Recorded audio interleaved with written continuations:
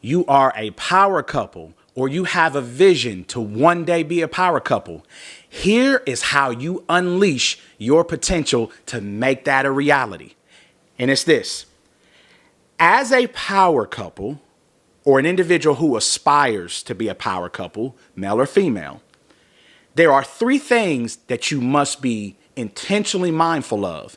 And it's number one, as a power couple, our focus is the king. That means our personal faith walk, individually and collectively. The second most powerful thing or important thing to unleashing your potential as a power couple or to become one in the future is your focus must be your kingdom, meaning your individual and collective purpose. And then last but not least, you must always demonstrate unity as it pertains to your relationship, your family, your children especially. So let's go into it. To be a king, to be a queen, means that you have to start thinking like a king and queen. You see, when you look at the good book is really quite simply a book that focuses on two things. It's about a king, his kingdom, and his son. In addition, the good book is about purpose, destiny, fulfillment, and real estate specifically. If you pay attention, it is about who in the land, who's supposed to be in the land, how they gonna get the land, how they gonna keep the land. And so that means as a power couple, you would be wise to understand that your union has very little to do with you all collecting and accumulating things, but for who and what do you represent, right? And so what that means is, and I'm gonna put you fellas on game to something. What most men have not figured out is that what a woman wants, needs, and loves more than anything, beyond just being love-led and elevated, is she wants to be love-led and elevated spiritually. Why do you think so many women, right, are addicted to signs and horoscopes and astrology? Or why do you think 70% of women who feel most religions or faiths are predominantly what? Run, led, and administrated by women? It's because they are looking to be love-led and elevated spiritually, first and foremost. But guess what? She wants to do that under the leadership and under the stewardship of her king. First and foremost, her heavenly father. But you, king, as her king. So what that means is you chasing God, you chasing excellence in your purpose, and you setting the standard and always maintaining accountability and responsibility as it pertains to your family unit, your children especially, is what is needed and necessary. Because as I've shared before, every social ill is because we as men are not in our rightful place, first and foremost spiritually. So guess what? To be that power couple, to become that power couple, is going to require that the king, first and foremost, being the role model, sets the expectation and standard is that our king, meaning our faith, that's what we focused on. That's what we're doing. So that means praying together, reading together, talking together, good, bad, and different, personally, professionally, spiritually. That's what we doing. Why? Because my job is to elevate you, baby. Your job is to elevate me. And what does that mean? We got to elevate our mind in order to gain the wisdom necessary to execute our purpose. Let's move on to their kingdom. Their kingdom meaning their purpose. The greatest tragedy is when a man or woman does not know who they are called or who they are meant to be. The three most important things we will ever answer in life is what God will we serve, who will we become, and who will we marry? You get those answers right, you pretty much are absolute to reach your promised land.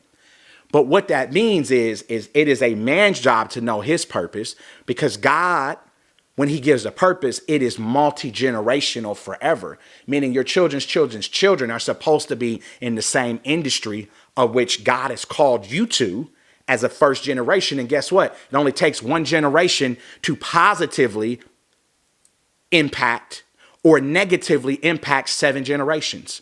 So guess what, King?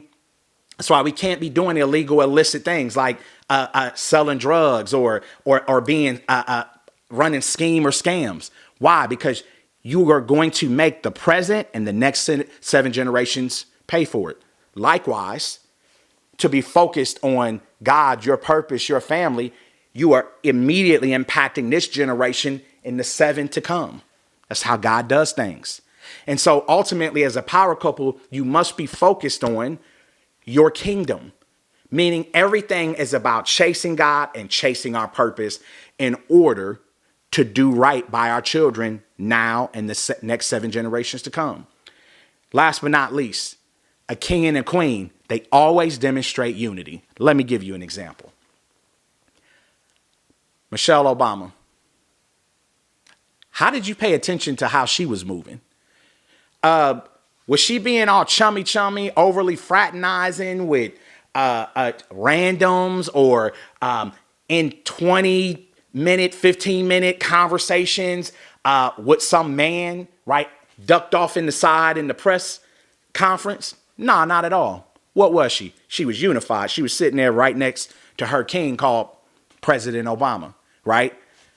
What was her interactions as a queen? She demonstrated unity, meaning for the country she served and the king of which she was assigned to move and behave like a regal, elegant, mature, polished woman. And what that means is, how was she moving in her unity? Like a queen.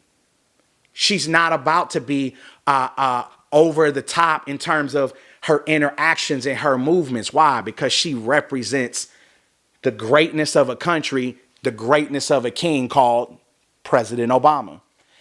That is how we, as a power couple, must always move, which is we are always going to give priority and preference to the king we serve, called our God, and the queen or king of which we've been assigned. So guess what? And for some of you ladies, what I'm about to say, you know to be the God's honest truth. There have been plenty of times where in a personal or professional setting, I'm there with my future queen, and a young lady tried to duck me off into some extended conversation. I was polite. I'm going to answer the question. But guess what? That interaction going to come to a close in less than 3 minutes. I guarantee you that. Why? Because the good book tells us something really important about life and leadership, which is to avoid the appearance of evil. Why am I not going to let her corner me into a 10, 15, 20-minute conversation? Because I'm going to avoid the appearance of evil. It ain't about what everybody else think. It's about I have a standard and an expectation of a king who serves the Almighty King, who serves my kingdom called my purpose and destiny, who serves my unity called what I've been assigned to as it relates to my woman, children, family, and friends. And I'm going to behave and move as such. Why? Because it's important to avoid the appearance of evil. Why? Rarely ever is it the man or woman, right, especially in a relationship, who has ill intent. What? It's other individuals trying to poke holes or trying to determine to what? Benefit their own ego and pride on whether or not you're poachable in this union or relationship. Now, if that's what a king or queen going to do and they are going to undercut or undersell their value or their vision, then that's on them. Hey, God bless you.